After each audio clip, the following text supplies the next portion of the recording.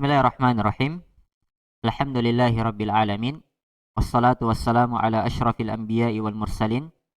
Nabiyyina Muhammad wa ala alihi wa sahbihi wa man tabi'ahum bi ihsanin ila yaumiddin, amma ba'd.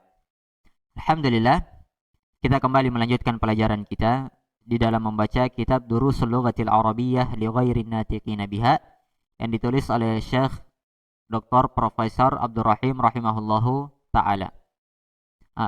Pada pertemuan sebelumnya kita sudah masuk di pelajaran yang kelima dan kita sudah membaca satu baris daripada percakapan antara Sa'id, Yasir dan Ali.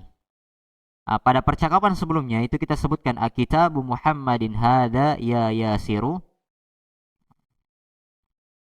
Kita sudah sebutkan tentang mudhaf, mudhafun ilaih, dan di sini kita akan menyebutkan i'rab daripada yasiru yang datang setelah huruf panggilan. Baik. Ya yasiru. Huruf panggilan itu ada 5 ya, sebagaimana yang telah berlalu. Dan panggilan yang paling sering itu digunakan adalah huruf ya, wahai. Bahkan di dalam Al-Quran pun huruf ini yang digunakan. Ya ayyuhalladzina amanu, wahai orang-orang yang beriman. Ya ayyuhan nabi, wahai para nabi. Huruf ini selalu digunakan. Sekarang bagaimana kedudukan kata yang datang setelah huruf panggilan ini? Ya yasiru. Karena di sini pembahasannya cuma satu, maka kita sebutkan satu terlebih dahulu. Huruf panggilan ada beberapa jenis. Jenis yang pertama yang ada di dalam kalimat ini adalah mufrad alam. Mufrad alam. Apa itu mufrad? Jadi mufrad itu kata yang bukan mudhaf. Kata yang bukan mudhaf. Bukan kata yang bersandar. Itu namanya mufrad. Mufrad di pembahasan munada. Bukan mufrad di sini, bukan 2, bukan 3, bukan jamak. Bukan, lain pembahasan itu. Mufrad yang diinginkan di sini dia bukan isim yang bersandar. Atau biasa kita sebut dia terdiri dari 2 kata. Seperti misalnya Abdullah. Kemudian Allah. Ini kan isim yang bersandar.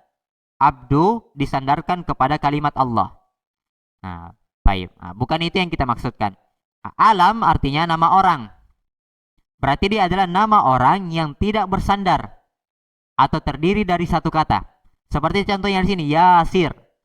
Terdiri dari satu kata, Yasir, tidak disandarkan kepada apapun. Baik. Sekarang bagaimana i'rabnya jika nama orang itu terdiri dari satu kata, Yasir, Muhammad, Hamid, dan semisalnya? I'rabnya maka dia mabni. Jadi ini ya, salah satu keadaan juga isim itu menjadi mabni. Ketika dia didahului oleh huruf panggilan dan dia katanya itu nama orang yang tunggal. Nama orang yang tunggal. Maka yasiru mabni ala dhammi.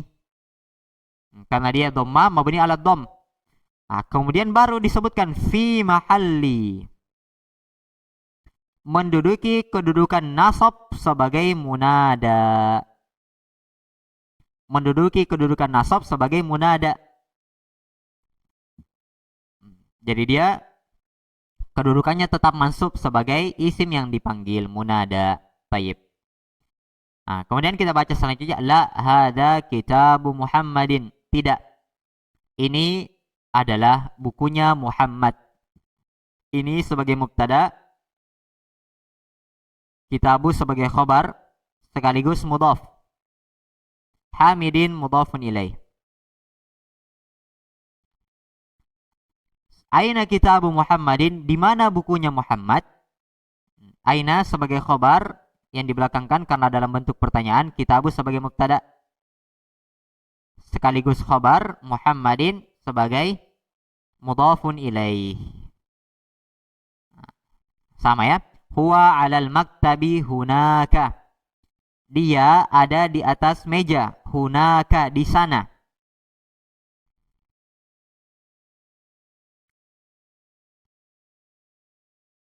Dia berada di atas meja, hunaka, di sana. Jadi hunaka artinya di sana. Aina daftaru Ammarin, di mana bukunya Ammar? Huwa ala maktabil mudarrisi. Dia di atas mejanya guru. Oh, satu lagi ya yang belum kita sebutkan seputar munada, mudhaf, isim yang bersandar. Isim yang bersandar juga tidak boleh didahului oleh alif lam. Ini belum kita sebutkan tadi ya. Tadi isim yang bersandar tidak boleh ditanwin dan tidak boleh didahului oleh alif lam. Itu isim yang bersandar. Ala maktabil mudarrisi. Nah, maka di sini maktabi dia sebagai isim majrur karena ada ala, dan dia juga isim yang bersandar. Ala maktabil mudarrisi. Said mengatakan qalamu man hada ya Aliyun. Polpennya siapa ini? Wahai Ali. Polpennya siapa ini? Wahai Ali. Polpennya siapa ini? Wahai Ali.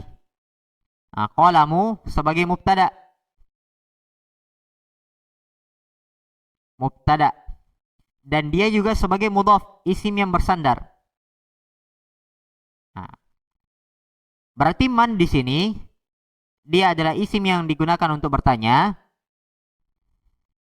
Isim yang digunakan untuk bertanya. Mabni di atas sukun, fi mahalli, menduduki kedudukan rafa sebagai fi mahalli jarrin, menduduki kedudukan jarrin sebagai mudhafun ilaih.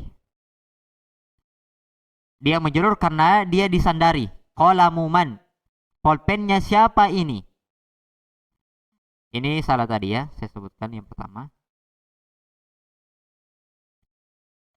Qalam bukan mubtada tapi khobar. Khobar yang dikedepankan karena dalam bentuk pertanyaan. Berarti hadanya di sini sebagai mubtada. Mubtada. Ya Aliyu, wahai Ali. Nah, maka di sini juga Ali mabni, tidak boleh ditanwin. Ali menjawab, hada qalamul mudarrisi, ini pulpennya guru. Aina akibatul mudarrisi, di mana tasnya guru? Hiya tahtal maktabi, dia di bawah meja. Hiya sebagai mubtada,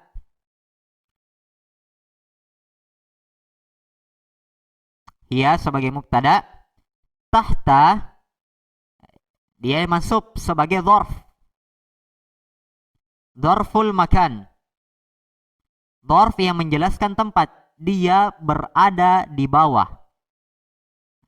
Dan kalau kita meroja kembali, dzarf ini masuk di dalam pembahasan mansubat, isim-isim yang mansub, kata yang menjelaskan tempat tanpa didahului oleh huruf jar, maka dia dzarf.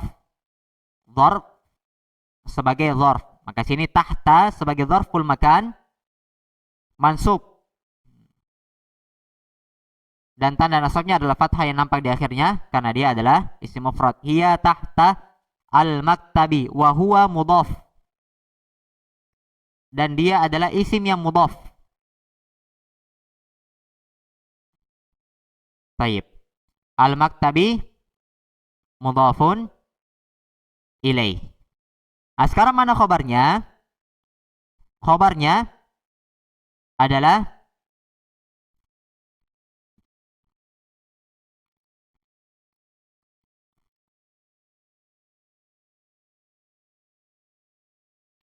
dzarf ini. Dzarf ini fi mahalli raf'in khobar. Dia menduduki kedudukan rafa sebagai khobar. Nah, jadi yang telah kita sebutkan di dalam pelajaran Rasulullah bahwa khobar itu sudah tiga jenis yang kita ketahui di sini. Khobar bisa saja berupa isim yang nampak.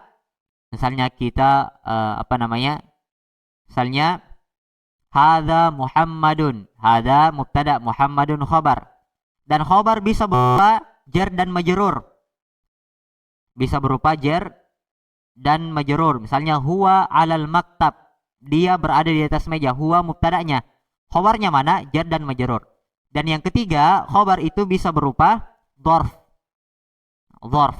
Ketika ada kata dzarf yang menunjukkan tempat atau waktu, maka dia menduduki kedudukan rofa sebagai khobar.